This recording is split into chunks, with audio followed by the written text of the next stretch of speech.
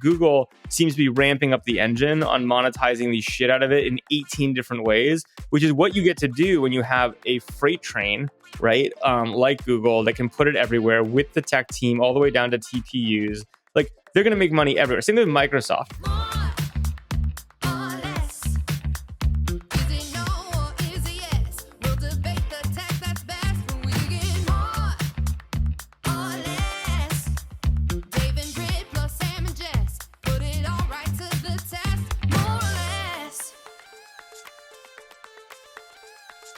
Why, hello, friends. Welcome to More or Less. We've got a really exciting, jam-packed episode. There's so much to discuss. First off, dear God, Brit-Chella. Brit, how are you 4 days later still here?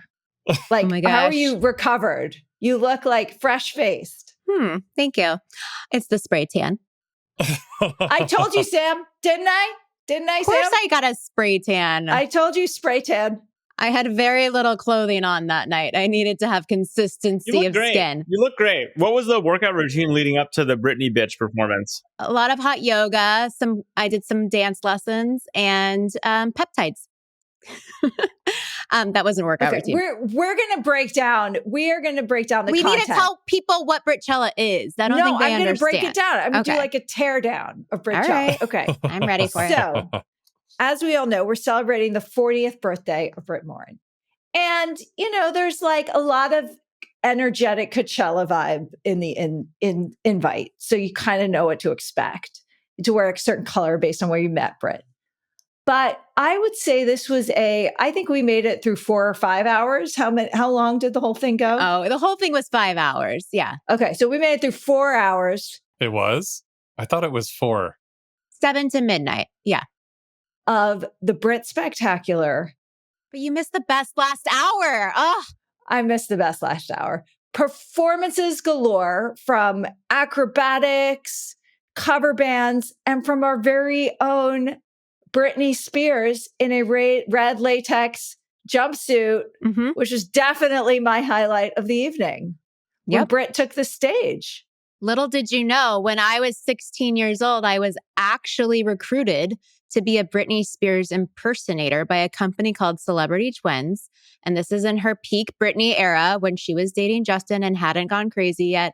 So this was like the perfect full circle moment of my life to come out and perform Oops, I Did It Again in the red catsuit with the long blonde hair, with the choreography, and of course, with Leonardo DiCaprio as the male counterpart. This would be Sam's highlight of the night, I think. But we're going to take turns. Sam, what's your highlight? My highlight is I got a picture with Leonardo DiCaprio, but I was the homeless guy and he was in a tux. It was great. It was like it was great. I thought that guy was really funny. Sam kind of dressed like, you know, he was on the street for this event. Well, I've never been to Coachella, and I think as a male, you're supposed to dress like a hobo at Coachella, right? Oh, is that where the idea came from? The idea came from the Hillsdale Mall 3 hours earlier. Let's be honest. We don't do suburbia on weekends, but Jessica and I, like twice a year, will end up in suburbia, and we go to the mall, and Jess walks up and down and talks about getting her ears pierced, because apparently that's what you do at the mall. And then I went to Sephora with her. I gave him the Sephora experience. I bought a homeless person's hat, but I bought it at Banana Republic, which is where homeless people shop. I don't really know. What you guys missed, though, after the Britney performance was this dance troupe called Light Balance that won America's Got Talent. We made everything black, so the whole venue got pitch black. And these 5 dancers came out with these LED outfits on and just crushed this like 15-minute performance of like a medley of awesome songs and insane dances, all in the dark, like glowing. And then after that, we had the real, not a cover band, Kesha, straight out of the 90s and early 2000s, things like TikTok, Your Love Is My Drug, etc. perform. She was pouring whiskey down people's throats. She like accidentally splashed me in the eye, pouring champagne down my throat. Well, I saw that you sent us a sizzle reel, so I'm going to watch the sizzle reel. Watch the sizzle reel to catch up on what you missed, because you definitely missed the grand finale. I do think you missed an opportunity which would have been to have like an impersonator Kesha with Kesha, or better yet, have Kesha play an impersonator of Kesha. I don't know if Kesha would have done it. These pop stars are kind of divas, you know? They have to have it their way. Do you basically just like call Kesha's manager and you're like, come to my party? I actually randomly know Kesha. We've known her for the last few years. She's also a proud Aspen Institute Henry Crown Fellow, just like me, different class. Oh, there we go. And she actually has a lot of new startup music stuff going on that we've been helping her out with on the side. Yeah. So, And she lives in Marin part of the year. I love it. Okay, Dave, your highlight. I mean, it's pretty amazing. I was to see your wife do a performance of this magnitude. I think, Brit, you're fearless. I think I would have been terrified, particularly in that little of clothing. I would need to work out much longer. Dave, we would have been terrified to see you in that level of clothing. I know. That's what I'm saying. you would definitely need a spray tan. All night, you were rocking a very hot outfit, very short shorts, no shorts, basically underwear. Let's call it what it was. That's fascinating because I'll be honest with you, Dave. I had no idea what you were wearing, but apparently you made an impression on my wife. Oh, no, she's talking about my outfit. But wait, Jess, did you miss my outfit change? I think you missed my outfit change. It got worse. No, I saw the red. Wait, you changed after the red? Oh, Jess. Oh my gosh. I'm going to watch the sizzle. You missed the grand finale, including my grand finale outfit. It was basically borderline. This thing is all fringe, but very little fringe. And it was covering all the parts, but I needed the spray tan. I'm going to leave it at that. Is this in the sizzle reel? Yeah. I'm dancing on stage with Kesha in the sizzle reel. Oh, and then just look at the photo booth. We'll get you the media. Okay, we'll get it. But Dave, your highlight. And Dave, you also looked fabulous. You were fully covered though. Yeah, I was. I loved Light Balance. They were truly amazing. I knew about all this stuff ahead of time, but they're awesome on the internet. You should go look up their YouTube videos if you're listening. Like, these guys are super impressive. And I also know now what my 2026 Halloween costume is going to be. I was going to say, you know what? Brit-Chella actually did a very important thing for me, which is I've been searching for a new athletic goal because I get very sad when I don't have an athletic goal. I'm like a puppy dog. I get very depressed. Oh, And I think that Brit-Chella inspired me. I'm thinking it's going to be some sort of gymnastics routine, like a floor routine, or maybe rings. Oh, interesting. That guy was real rich. Wait, so are you going to swap out the mountain climbing? Are you going to swap the mountain climbing for You don't need to rings? swap. I'll just do both. But I just think like if my goal for 2026 was to have like a sick like Simone Biles style, either like rings or vault or floor routine. I was thinking like in a worst case, it could be rhythmic gymnastics with the streamers, but like I want to be able to do like flips in a floor routine or something. But because I looked at your gymnastics people and I was like, those people are pretty impressive. They're super ripped. Yeah, the amount of strength. One Crazy. girl's not even, well, she's ripped, but she also hung by her hair on a giant like trapeze. That was crazy. That I don't need to do. I saw that at the Bolinas farm stand once. Very strange. Very strange. The physics of it must be more chill than it seems. Well, there's multiple things in her because you know, I can get into this another time, but I think we can just say, Britt, I hope you're feeling very proud. I also think everyone now, I've gone up to them because they couldn't come or they were out of town. And I said, you know, it just was the most authentically Brit celebration of Brit there could be. And I think there's like no better achievement to celebrate yourself. So I hope everyone out there thinks for them what would be the most authentic way to celebrate their essence. And that was amazing. The other thing I'll say is that I think Brits had the Brit & Co. era creativity in a bottle for too many years. And I was happy to see it explode back into the real world. And I hope that this is not the end and that you keep doing these, amazing things in the real world. I've got a 50th in 8 years. What are you doing? I'm happy to plan it. Just give me a good budget and be okay with color and weird shit. Yeah, I mean, the not surprisingly thing, it would surprise no one to know that my essence would not be Brit-Chella. Yours would be like a typewriter at every seat, and we're all going to write our own poetry about Jess. No, what I did for my 40th, which I was I mean, it was a real night of reflection because it was such a special celebration. I think I kind of nailed mine, which was making all my friends surf in Mexico for 3 days. That was kind of my essence, forcing them to get on the water. But anyway, it was amazing. It took San Francisco by storm. People are still talking about it, and props to you on the content. You like published basically a newsletter of content based on your party that now I have to consume. And it was wonderful. So, I mean, there's no great way to segue into the week other than, guys, can I re-download Instagram right now? Oh, did you go 7 days? Wait, tell us about your learnings. She really did go 7 days. I can attest. I mean, I don't have it. It seems too short. I feel like you should double down. Keep going. Here are my lessons. I hate the phrase learnings. It's such a jargony term as a writer. First of all, Instagram is confused. They are sending me so many emails to prompt me to log back in and read my unread DMs that I have definitely tripped some algorithm where, well, they're very worried about me. So thank you, Instagram. I'm fine. I'm here. There were many moments like Brit-Chella. I was really happy I didn't have Instagram because I didn't even think about my phone. And even my kid's birthday. And so I think the lesson is to kind of remember that, actually. And it really does change my experience of it. Like every time you popped up in a new outfit, I didn't have to take a photo and post to Instagram, but if I could have, my body would have wanted to. I would have had to stop myself. Isn't it interesting? And I just felt none of that. I actually like walked out without my purse. I totally forgot. I had to go back and get my purse because my phone was like such not a part of my experience. So I think both things can be true. And I look forward to DMing people memes and Instagram and catching up on the goss and posting, fun stuff. But I don't want to lose that, like, put the phone away thing. That was pretty good. Jess, could you have a dumb phone? Would that be a good next step? Oh, I've got some of those. I also have a normal phone. Britt, I think it's your friend, Dr. Becky, who says this, which I take to heart. She's always like, kids don't have a technology problem. Parents have a boundary problem. I think that's her like point. And yeah, and then people have boundary problems with technology, right? Like, and so I actually think I'm strong enough to not have to quit cold turkey, but we'll see.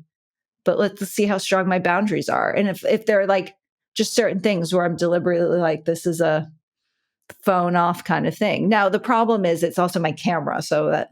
Yeah, that's the Trojan horse is everyone needs a camera. And like I've tried buying like standalone cameras as a solution, but honestly, the iPhone camera is just so good. It's like that's what keeps you going. Doesn't work. So anyway, sorry guys, I'm just logging back in here to see what I missed. In the middle of the pod. Couple dozen DMs. I feel like I saw photos of Wilder's birthday. Was that from Sam's account? Yeah, I posted those. Oh, I can report about the Facebook and how it's doing, guys. The Facebook. She needed to post somewhere. Well, it coincided with my mom's birthday, my dad's birthday, and my youngest birthday. And I do feel the need to post a nice photo on the birthdays, So what was a girl to do? Well, the Big Blue app was there. It still works, just for those who haven't been in a while and want to know how it's going. But yeah, that was sort of my experience. But there were other options. I think my X usage went up a little, So we'll see. I'm sure everyone's dying for these periodic updates. I'll let people know. Dave, how are you doing on your? Well, it's interesting that you did this week because I re-downloaded Instagram 2 weeks ago because there's a project that I'm working on that I wanted to look for some examples of that project. And so for a week, I was like actually having kind of the opposite experience of you, which is I've been off it for, I don't even know now, almost a year. And for the first 3 days, I was like, oh, I can handle this. I've like detrained my brain from this. But like within 3 or maybe 4 days, I was finding myself just like in these rabbit holes, mostly around Daft Punk returning. There's like these weird, interesting glints that Daft Punk might return. And so I looked at a few things there, and then my whole feed became. Didn't they perform without the helmet or some shit? One of the guys did.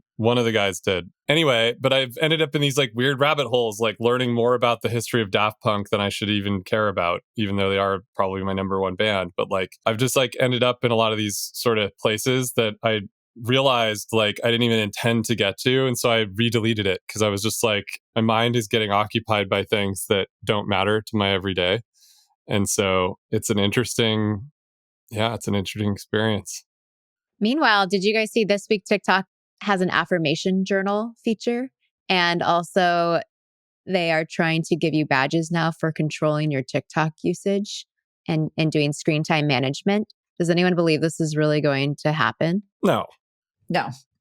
Is this a marketing campaign? It's like the badge is going to be like, if you control yourself, they give you a badge. It just says loser. There's like one badge where if you complete your sleep hours mission by avoiding using TikTok at night, you get that one. Or you can use a meditation tools feature to get a badge. So you're meditating more. I love it because it's like, if you were writing like a satirical science fiction, this is exactly what I would release. It's like, hey, you know what we should release? Like badge. We're going to like give people cocaine and then like release badges for having cocaine on your nightstand but not taking it.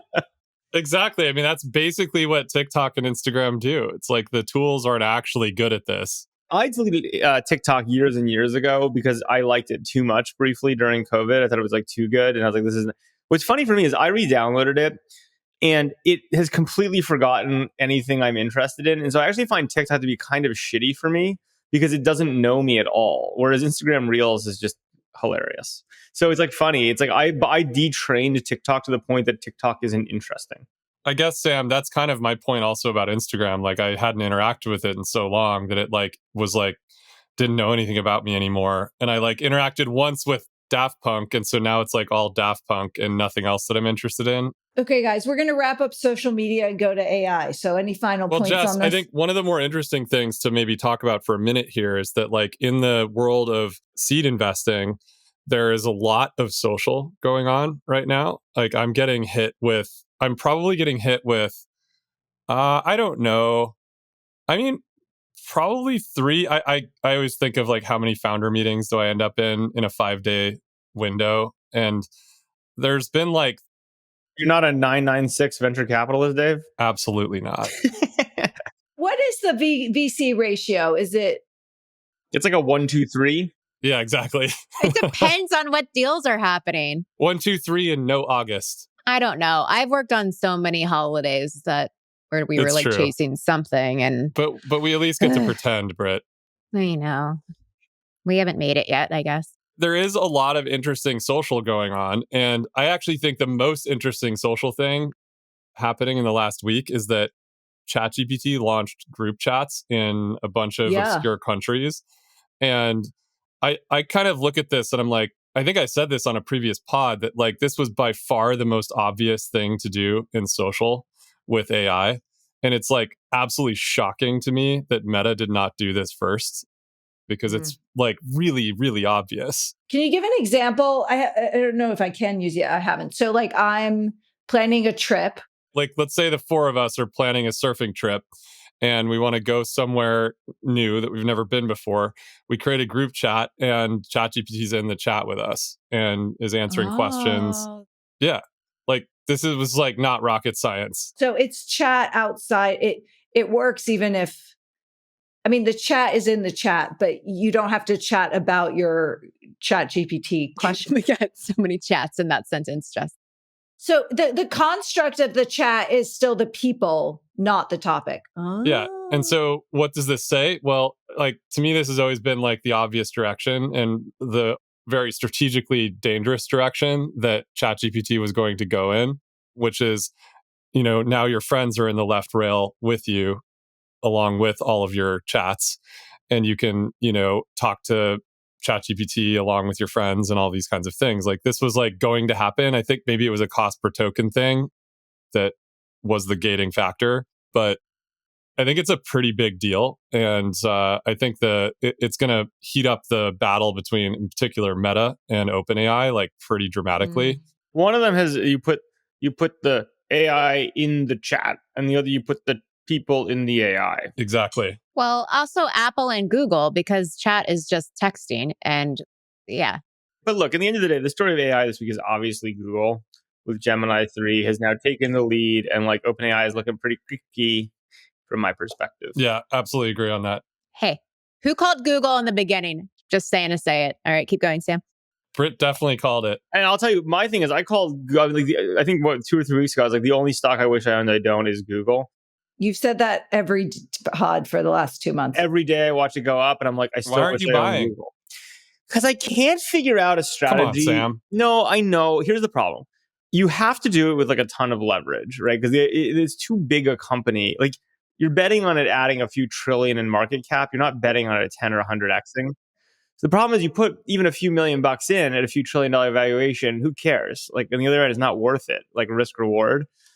But so the whole strategy I'm trying to figure out, which I'm not an expert at this, is what is the right way to go long Google but short QQQ, or figure out, because like you don't, all I'm willing to bet is that Google is ascendant and has like 6 things going on and they're going to crush it relative to technology. But I do not have any opinion about what QQQ or the NASDAQ or the Mag 7 looks like. And I do not want to be exposed to that because I think that there's a very good chance we end up 30-40% drawdown. So how do you do that? By the way, I've had some interesting conversations with hedge fund people and with ChatGPT and Gemini about this. So what is it? Some combination of long calls? Okay, so Sam, talk about this and then go back to Gemini after. Well, the only point is, like, I think Brit called it emotionally from a long time ago, and I'm kicking myself because it's a classic thing I do where I either don't do the trade or I do the trade a little bit and then don't care when it does really well because I don't have enough exposure to it. So that's my white whale of the moment. But look, I don't know. Like, look, the market's obviously selling off in a bunch of places. People are super worried about the AI story, but as they well should be, right? There's no new information here. I think it's what a lot of us have been saying for years now in terms of where we're at. But then the big thing is, like, honestly, like Gemini's sick. Google's dropping it into all sorts of places. They're releasing faster. I'm now default Gemini user. I always use it a bunch, but now I'm like default Gemini. And I think ChatGPT is like really, and OpenAI is like the one that has by far the least access to revenue and users at this point, right? And I think look, I've always been calling ChatGPT 0, partially to be cheeky, like, and partially because I actually believe it. But I honestly think this year is like an absolute make or break for if OpenAI is a thing or not, is my view. Ooh. So, and I think Google is crushing it. What do you think OpenAI would have to do to become a thing? What are in the next 12 months? I mean, to be able to win. Well, they need to figure out how to make a fuck ton of money, which they don't make. And like the problem, I think, if you think about what they have to do, is like, look, I do think, to Dave's point, there's basically everyone attacks them in different directions, right? So you have like the social story versus meta, et cetera. Can they put a group chat in ChatGPT? Does that help a little bit? Sure. But they are not on any direction in the direction of winning a social story, right? If anything, Sora, I think, as we all called, was a flash in the pan and is dead. Well, that was my point with Sora, though, Sam, that the actual social story, if they were to go after it, is the group chat story. 100%. So like, we know Sora is not a thing, right? Like, putting a group chat around ChatGPT or something is fine, but I don't think that's going to be like a singular winning strategy that matters. The more technical way to say it, though, Sam, is putting a graph in ChatGPT. Yeah, maybe, right? Like, I think I'm pretty skeptical. I think it's a fine feature. I don't think it's important, right? In terms of like a defining move. But is that true? I mean, we've talked about this on the pod, I don't know how many episodes ago, maybe 10 episodes ago, that the time spent in ChatGPT was approaching Instagram. Yeah, and also that when it went down, they relaxed their content moderation. But even if that's true, which may or may not be true, I just don't, from a monetizability perspective and an ads pipeline and how they make money, I just don't buy it. I think what's happened in a lot of the thing that's interesting about these chat use cases is what types of queries are they and how monetizable they're relatively. I'm not saying you can't monetize them at all. You clearly can. Yeah, of course. I think you've articulated this well. But the problem is like, I actually think what you're doing is sopping up a bunch of time and attention from like the most lonely, least monetizable like queries and people. I just don't think that's true. I mean, they've got 1 billion people on the thing. They're like the scale. They're like an Instagram scale app now. But the problem is, it's kind of maybe, right, as we'll see how it plays out. But even if that's true, it's like, look, Everyone's with like the Google, query stream that like is, has more, they have more text than Meta does, right? I don't know the numbers, and you might know them better, but my personal interest, it's not that I don't use it. I do use it. I actually sent Jess, believe it or not, even yesterday, a thing I used it for. I was like pretty impressed with its answers. But I think Gemini is now taking up the mantle. There's going to be no technical differentiation in these foundation models, right? Unless something crazy happens. But like you're just going to have a bunch of models that are quite good, in which case you're competing for attention, and like they have no revenue. But I guess that's why I'm focused on the attention feature, Sam, which is that like the product matters, right? Like if it becomes your default communications pathway as There are well. several business models around AI that we've all been talking about in circles, right? There was an era when everyone was like, forget ChatGPT and the agents. It's all about the business layer. And it was like, no, that's going to be commoditized. It's about time spent and it's more of a social app. So people have been debating what's valuable, right? What I know, and I'm very convinced of, is that Google seems to be ramping up the engine on monetizing the shit out of it in 18 different ways, which is what you get to do when you have a freight train, right? Like Google, that can put it everywhere with the tech team all the way down to TPUs. Like they're going to make money everywhere. Same with Microsoft. It's like Microsoft is going to make money 1,000 ways on this, right? We all know that in different things. Then you have like Meta, which has a one obvious way to make money on it, and they'll make a ton of money on it, which is just optimizing ads, doing what they do, and then maybe some bogeys to the upside. And then you have OpenAI, which doesn't have the revenue. They do a bunch of distribution and branding. They don't have technical differentiation increasingly, right? And so the question is like that hand. And by the way, that's an interesting hand to play. But the thing that you're missing though, Sam, is that like it also is about the data set. The reason I called Google early on is also because they know the most about me than anyone. Like they know everything in my Gmail, Docs, calendar, my YouTube, like entertainment preferences. Sure. I mean, I also think the reality is if you're Anthropic, which is doing really well, if you're a bunch of other people, there are other ways to get the pieces you need, so to speak, right? Like, everyone's in terms of data. Yeah, like everyone's connecting in your Gmail and your calendar now if you're crazy enough to give it to them. But even beyond that, like they have like Google Health data sets from like many, many years. Brit, no one put their data in Google Health except you. Let's just call it. I'll give you this. Like, I know other people, maybe even on this podcast, who feel this way, which is like, how do you get data? It's like, well, one is like, who do you trust? Trying to sell me under the bus. Who do you know? For a whole bunch of reasons, I trust Google, and the value of trust is like much higher than other companies, right? It's the same thing. I trust Waymo. I don't really trust Tesla self-driving. I think the incentives are more aligned. I like just like, I just think there's like a lot of arrows that are pointed against, OpenAI being successful here. And like, we'll see how it plays out. I think this year will be critical. And I do think the biggest thing is like, if you have a shit ton of profit, not even revenue, but profit, you have a lot of shots on goal. You got a lot of ammunition to try different things, the whole 9 yards. OpenAI doesn't have that, right? And so they're going to have to, if you said there's one thing to solve, it's that, but we'll see, right? It's all up to Fiji. OpenAI still has a blank checkbook for raising money. That could change, but... From who? From the world, from... I'm not sure. The Middle East, from... I don't know. No, I think this comes down to the... I want to make a point, and then we'll come back to you, Dave. When you get Bubba by Jessica, you're really in trouble. I know, that's why I'm stopping. Okay. On the business model for the consumer side point, Fiji gave an interview in Wired this week saying that they're going to make money because people are going to pay for subscriptions that are going to give them access to the best financial advisor, the best personal shopper, et cetera, et cetera, et cetera. And I don't buy that because you can get all of that for free now in other places. But I think this is how media relations works. You do an interview when you feel like you need to get your narrative out there because people are questioning your narrative. I actually should remember she talked a lot about ads, but I don't think she did because the pieces haven't come together again. But I don't think that consumer story flies one bit. Now, OpenAI is getting big traction on the business side too, but consumer subscriptions are not going to be the business. There is something happening at the intersection of commerce and ads that is really could come together in an interesting way. But again, is a fragmented space, and everyone OpenAI is talking to is also talking to everyone else. And of course, Amazon's the big gorilla there. And Shopify. Shopify is way bigger than people realize.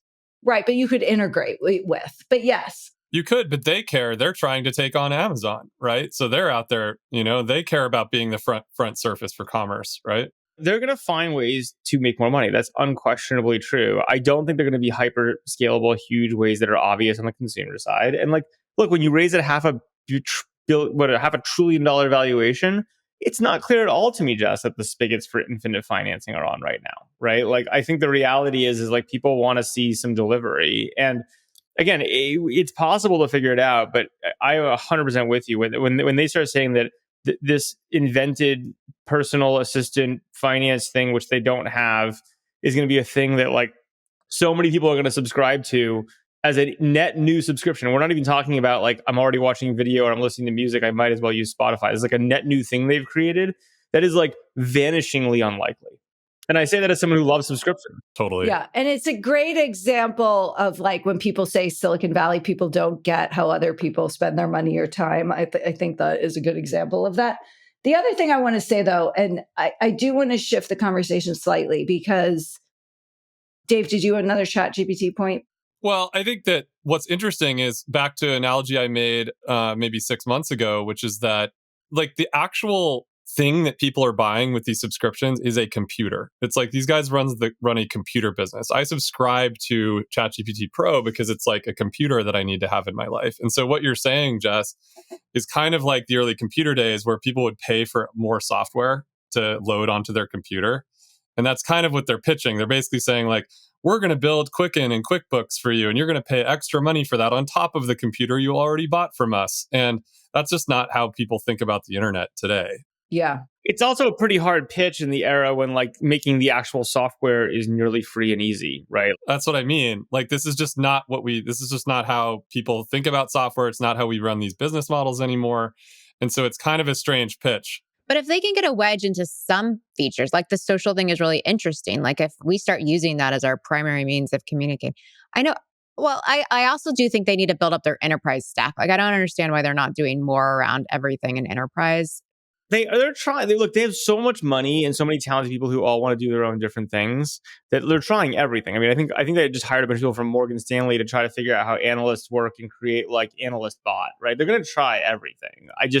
The problem with trying everything is 95% of it won't work. It's actually very similar to the narrative around AGI.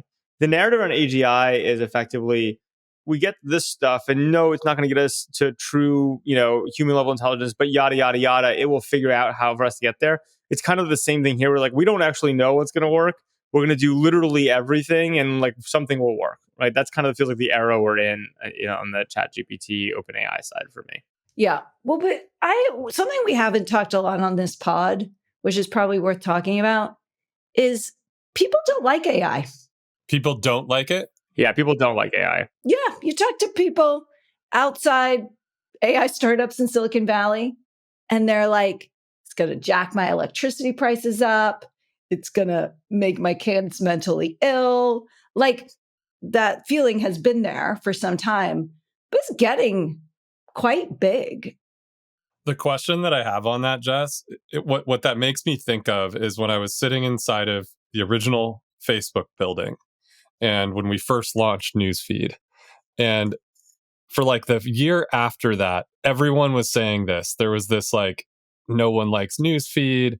Everyone like doesn't like social networking. And we would just look at the data, and the data was the opposite. It's like everybody was using it more than ever. Well, this kind of gets to my point, Dave. This gets to my point.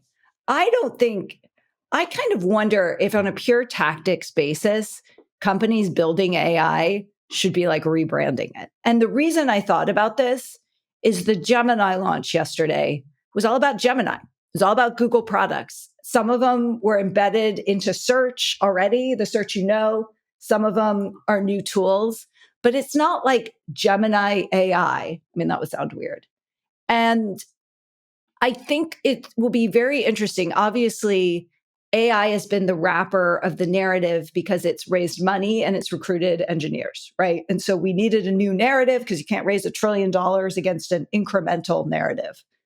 But it kind of feels pretty likely that we could be sitting here in 5 years with all sorts of new technology at our fingertips, but that like is just kind of new technology powered by new AI models and so forth.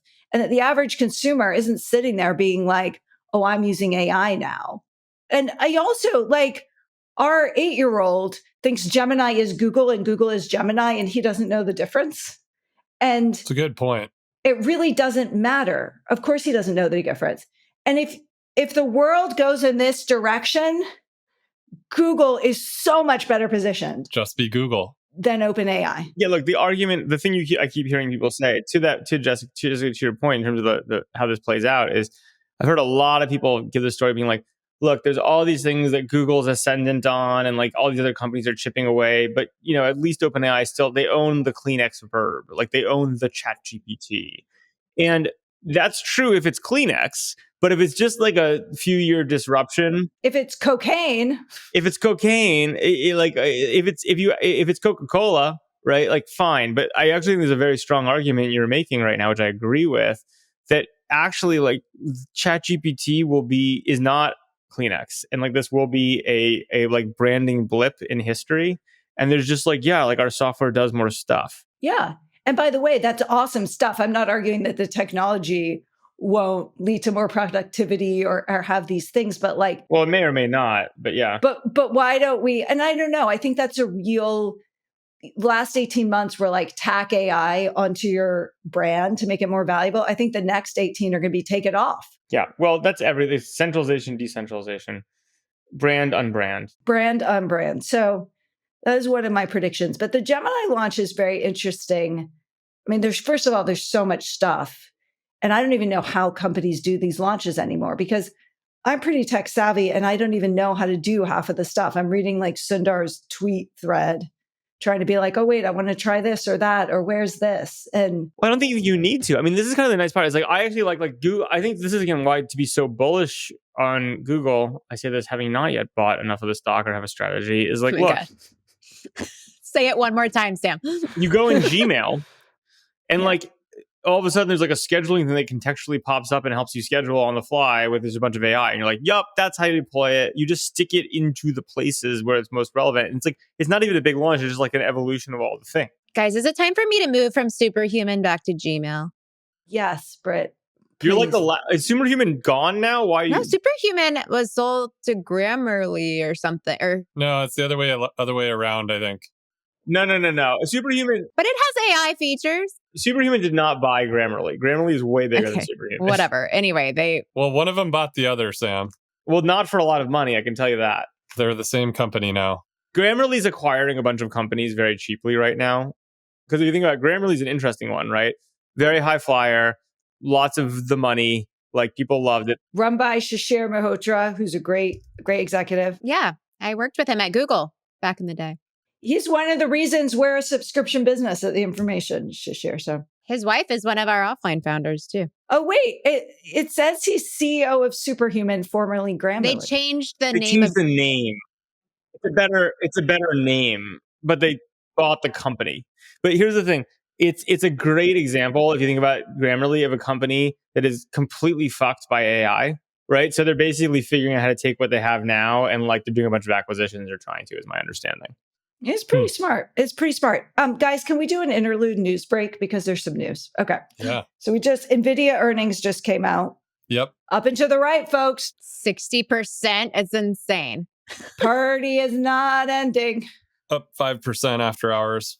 Okay, so we'll shrug off that slump. But that was obvious. I feel like there was no chance that wasn't going to happen. No chance. Like it's all, you already know, because all the companies raised the money already. Like the infrastructure spend has already been locked in, right? Like it's not like, I don't know. Like to me, what it's do like, you look at, Sam, for your best indicator of bubbleness in this world? well, I think you just have to look at the second derivative, right? You can't look at like the infrastructure spend, because like that ship has already sailed in so many ways. We're going to dig a bunch of holes and rack a bunch of servers, right? And like raise a bunch of debt. And we've already raised it. I think looking at the rate of new debt offerings or whatever it is, that's going to be even more, I think, is interesting, because I think that's like the money that's already been raised is going to get spent.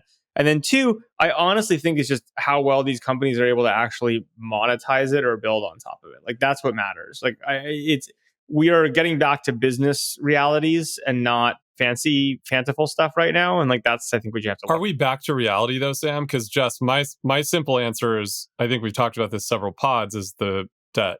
right? Like as soon as I saw, I think it was Meta and a few others starting to lever up, go way, way beyond their operating cash flow.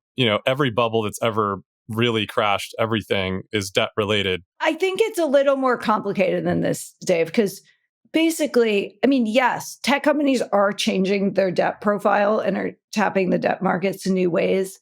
But as someone who pushed this line of questioning and was shot down by all my editors who covered the financial crisis from the Wall Street Journal, they assured me that all the ratios of like debt versus net cash and all those kinds of things is the tech companies are still very, very conservative. Yeah, I think that's correct.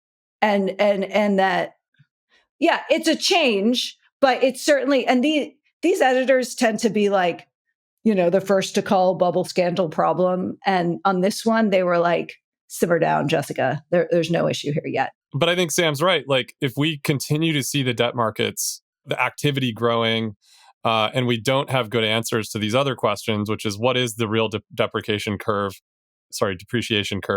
for a GPU of any kind? Like what's the real useful life of these things? And then how are they accounting for this? And then is the business being built on top of this infrastructure at the same speed? I think these are like pretty real questions. So if the debt continues to go up, the revenue is not coming in as fast as everybody thinks that it is, and the depreciation is much faster than it appears, then you've got a serious problem on your hands. Well, if the depreciation is faster, that's fine for Nvidia. Then they set to sell more things. Yeah, it's fine for Nvidia, not for everybody else. Yeah. Well, the question, Dave, which is still one that we spent a lot of time thinking about, is just like who holds the what in the end, right? Like, because yes. Who holds the bag? It sounds like crypto. Yes. Okay. That's one piece of news. Second piece of news, hot off the press from The Information. White House working on an exec order that would foil state AI regulations. So this is important. We have to give people a little backstory here, right? But meaning that states cannot pass if this executive order went through and was held up to be constitutional, individual states could not regulate AI. States should not be regulating AI. That's an incredibly stupid idea. So sure. Okay, Sam, make that case. Wait, can you explain some examples of what they're doing to regulate it? So there was a California bill that passed but was vetoed by Newsom, I think roughly. I might have gotten the details of that wrong a year or so ago. And it was part of, it's during the Biden administration. And it was controversial among the models, but Anthropic kind of got on board and helped shape it. And I don't really remember the details, but it was aggressive, right? It was sort of putting up guardrails around training models and all that kind of stuff. Scott Wiener, who's running now for Nancy Pelosi's congressional seat, was a big lead on that bill. But it obviously got vetoed by the governor. But since then, California was also a first mover on privacy legislation in the lines of Europe that, spurred a wave of other things. So Sam, make the case. I know I don't think you're a constitutional lawyer, so there is that question, but I've won awards for best non-lawyer performance by a non-lawyer in a legal context. But this does not seem like the realm. This seems like within the realm of what states do. But no, look, what are states are subscale things, right? And California is the biggest one. It's almost the size of Germany. They can get away with more than most and try to. But in the end of the day, it's like you want Wyoming with 100,000 people having their own It's incredibly stupid. Well, but they regulate a lot of other things. The big tension in all this stuff is the original idea of the laboratory of democracy and having states is they all had their own economies and ran independently. And so you'd experiment and they had local sovereignty. At this point, there is nothing that's not interstate commerce that we do. And by the way, you talk about interstate commerce, you think AI is Wyoming's not going to have its own AI, right? It's like a national thing, if not a global thing. So I don't know, Sam, don't put it past Wyoming. Love Wyoming. I'm just saying. And I'm kind of down for a Wyoming AI, by the way, except for the guns in schools. I don't like that. The federal government does interstate commerce. In what planet can you possibly think of this not being interstate commerce? I don't know. So this was the discussion in our edit meeting today, was the definition of interstate commerce. Yeah. It's and if you don't think this is, by the way, it's kind of in some ways, I'd actually argue nations are subscale for AI. We now live in a globalized internet world. So we have deglobalization going on with some types of commerce. Little countries want sovereignty again. Fine. That's all a big debate to have. But the idea that you'd recurse that down, The idea that you would recurse that down and like Florida thinks they should have their own AI regulation is just asinine. Okay, well, we'll see. Exec order coming. Doesn't mean they won't try. It just makes absolutely no What sense. is interstate commerce in digital? What isn't interstate commerce in digital? Interstate commerce in atoms is very easy to understand, right? Like you can't produce something like, I don't know, good example, or like cannabis markets in California. Like you can't produce something in California and send it across state lines, right? Isn't porn like an example of interstate commerce? No. Sam? I don't know about digital. Like, how do state lines work in digital? Yeah, there's like, they block websites in certain states. Look, there's all sorts of, I mean, even the question of like, how do you pay subscription taxes in different states gets really complicated. And like Yeah, that's hard. We do that and it's a nightmare. And like you do that, most people who run subscriptions don't even bother, right? Because it's like they can't, but it's like, is that interstate commerce if I sell you a subscription to my like zine in like Florida? It's like, yeah, like I sold to someone in Florida, like the bits went to Florida, like I don't know. Couldn't you put a server in Florida and have it subscribe? You sent the thing down to the server in Florida. I don't know. I just think you have to acknowledge the fact that the internet, if I'm selling things across state lines, which you clearly are for all this stuff, like you just should broadly say it's interstate commerce. All right. Okay, last headline. I'll just go back. Even if you didn't believe any of that, the idea that you want 50 regulatory frameworks in America for AI is a great way to lose, right? I agree with that. That's fair. That's fair. But we do in self-driving cars. We do in pretty much everything else. So that would be the... Well, what it really is that there are a few big states like California and New York who can like swing they're kind of the big swinging dick states that can kind of like try to have their own rules because they're powerful enough they can get away with it. But as a matter of theoretical policy, it makes no sense. Third headline, Coinbase launching a prediction market. Well, aren't they just partnering with someone else to do Well, they're partnering with Kalshi. So is that just a distribution deal? I mean, I think so. And also, it's unclear if it's exclusive, right? But can you bet with crypto? Is that what I'm doing? I'm putting my Bitcoin up. no, that's not how Kalshi works. Well, but aren't you always betting with crypto? Like, No, No? that's just dollars. I think Polymarket, like, I think you like buy the option off chain, and then when it resolves on chain. Like, yeah, but there's an on-chain resolution. I don't think that's how Kalshi works, though. Oh. I'm not sure. Look, in the end of the day, everything becomes what it was set out to fight, right? And like, there's no question that Coinbase is becoming a financial service platform broadly. They're not just doing crypto; like they're doing all the things. Their community is the audience of crypto people, which, by the way, probably correlates with people who do a bunch of stuff around prediction markets and like that stuff. And so, it's like fine, they should do that. Who cares? I mean, that's to me actually the main thing here, which is that Coinbase and everything that's been going on with meme coins and mimetic finance and people's desire to make bets on things that are not basically non-financial, cultural elements and cultural trends, like these kinds of things.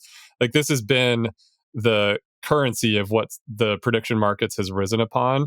And it's surprising to me actually that Coinbase didn't innovate and add their own prediction market much faster. And so the fact that they're having to partner with Kalshi is for what it's worth, though, I think look, the whole prediction market idea and it's like obviously an old one. People have been messing around for a while. So Kalshi, like a lot of these companies are actually fairly old and they've been around in various forms for a while. And they were the ones who had the balls to like do the regulatory work around this, like last administration, right? And so the reality is they got the benefit of having been around the hoop on this for so long from a regulatory perspective that when it finally unlocked, which really is like a Trump era phenomenon that everyone's like, yeah, whatever, do it.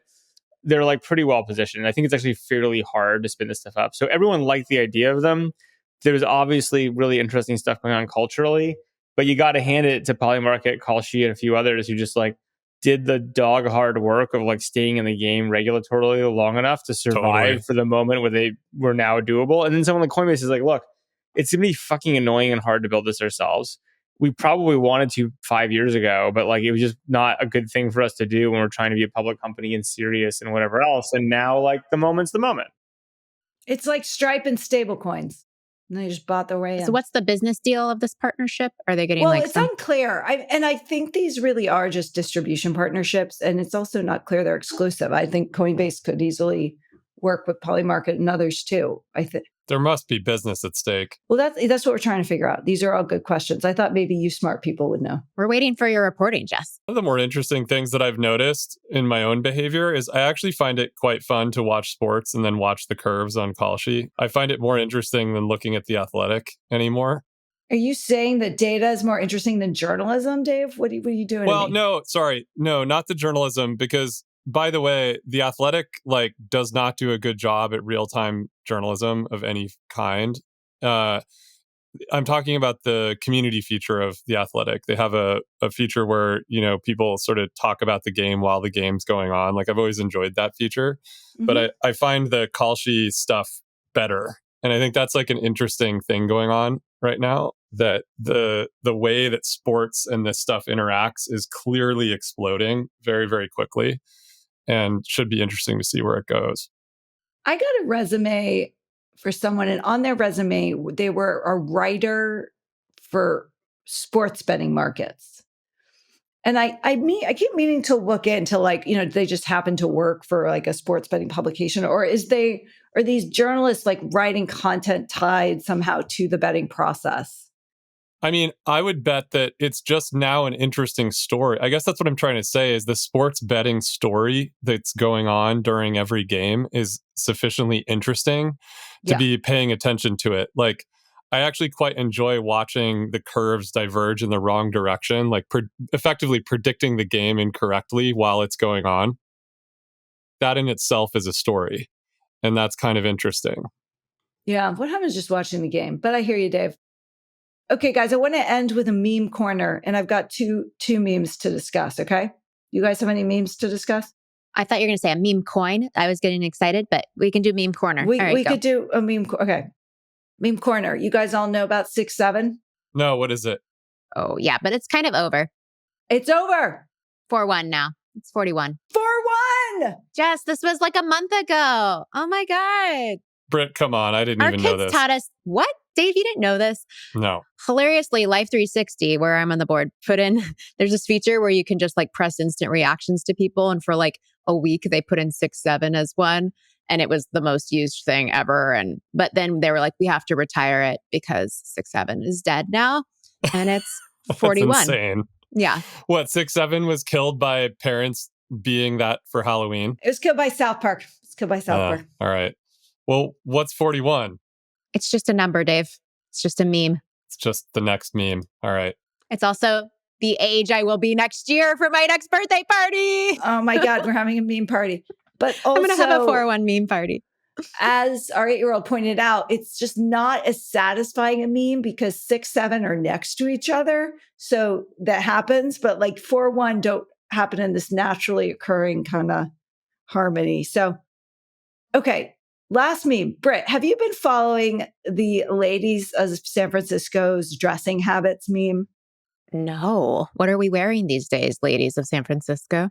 Oh. No. I'm going to butcher this or something. But has Sam left the pod? No, I'm here. Okay. Sam, do you want to set this one up? The Ackman thing? So Bill Ackman tweeted something on, what was it, dating advice? May I meet you or something? Oh yeah, the may I meet you thing. Which the degen males who follow him were like, may I meet you? And then some attractive young women took this and ran with it on Twitter and started posting photos of themselves, making make SF hot again. And so they're all posting pictures looking dressed up. And there's a whole dating revolution-y thing going on in the feeds. I have no idea if it's real or not. I will say, one person at Slow tweeted something along the lines of "May I meet you?" and all these women responded to him, and it was kind of funny to watch. But it's not my generation. I don't really get it. I know. This is why I'm sort of stumbling on it, but I feel like I'm improving my cred by mentioning it. But so it's wear nice clothes in SF. So it went from "May I meet you?" or "Can I meet you?" to female techies posting nice looking pictures of themselves. And now there's a backlash to the meme. I think Sam started this trend. Yes. No, I think he did too. I don't think I heard it. And one of the creators of the meme who I'm DMing with actually credits him. Really? Oh, that's very nice. Yeah, Sam, this is very clearly directly related to etiquette school. Well, now I'm excited about it. Guys, can we throw a party? Let's throw a more or less party in the city where you have to dress up to the nines. Yeah. Sure. I'm there. Brit has to wear clothes. That's all I say. No. Oh, I think it looks great without clothes. It's great. Who cares? Anyone can wear whatever they want. I was going to say, Brit looks fabulous. That's spray tan. Your legs, lady, are pretty amazing. I can say that because I'm a woman. I can say that because I'm her husband. There you go.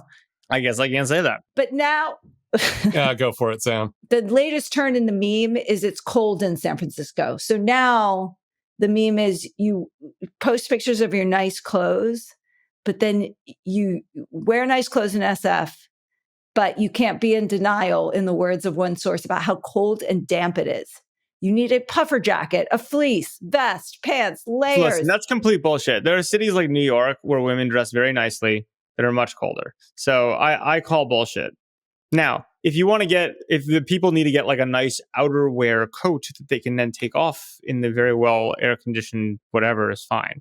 Okay. Well, I just want the listeners to know, if you see these memes, feel free, post a picture of yourself in a nice... And look forward to the more or less party. It's going to be... Sam, is there an etiquette update of the week before we send our dear viewers on their way? Well, I will say we're publishing, which you guys will all receive, the Slow Ventures First Guide to Etiquette book, which is actually coming along quite nicely. I love that this SF Standard was doing memes about etiquette school. So the book is that was great. I love those memes. So yeah, the book is coming along nicely. It'll be given out at our holiday party in a first version. But I would say that if you guys would like to contribute any points of etiquette to the first etiquette book, we're working on them now, and we have some. I think it's actually gonna be quite good. So Sam, I'm not joking that I think I should run your women's etiquette program. I don't think it. Brit, I volunteered and was pretty much shut down. I think he thinks he's got it. I think you should do it together. that's not true. You guys, I'm more than happy. This is a collab. A lot of the best, very well-known female executives of San Francisco have reached out asking for a women's program and asking to run it or be part of it. I would love to see a great thing to come together, and I think it's needed. Why wouldn't you have your wife and your podcast co-host run this? You guys, absolutely. No queens. Here's my thing. Come to me with like an executable plan, because you guys are great. We can do this, but like, who are your boots on the ground? You need someone like, if we're going to, we have a whole calendar of etiquette we're building. And if you want to do a women's SF event, I think absolutely. We just need to we need the boots. You're looking at Brit Morin, who just put Coachella on for her 40th birthday. Fine. Brit, if this is a, I don't want to have to apply, Sam. I want to know that I was nominated by you, and then I'll put together my plan.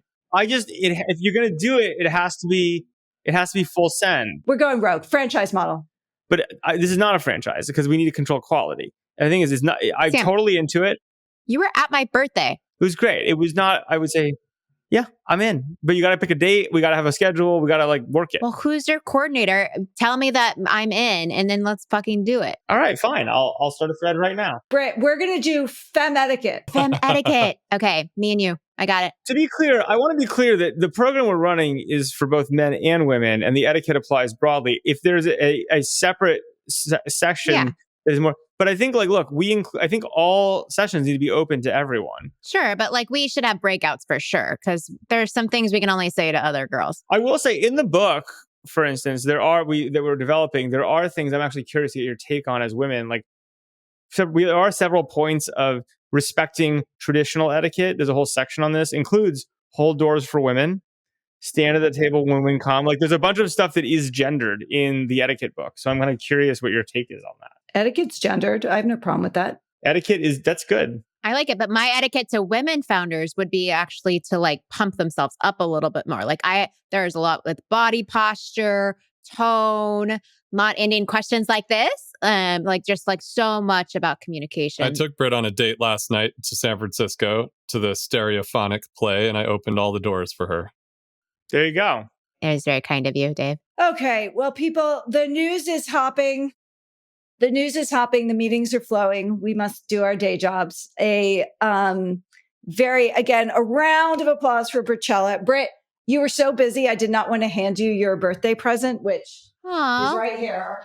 So Are you going to do the reveal right now? Oh. I brought it all the way back. Whoa. And it's actually, I'll show you here. I was going to unbox one of them, but they were so nicely wrapped. Oh my gosh, with rainbow wrap. You know me too well. Next time I see you, Aww. It might be at the slow they're holiday also party. From Sam, by the way, speaking of etiquette. It's okay. Yeah, with that, dear friends, we will see you again here next week for another episode of More or Less. Bye. Bye. See you guys later. If you enjoyed this show, please leave us a virtual high five by rating it and reviewing it on Apple Podcast, Spotify, YouTube, or wherever you get your podcast. Find more information about each episode in the show notes and follow us on social media by searching for @MoreOrLess, @DaveMorin, @Lesson, @JLesson, and as for me, I'm @Brit. See you guys next time.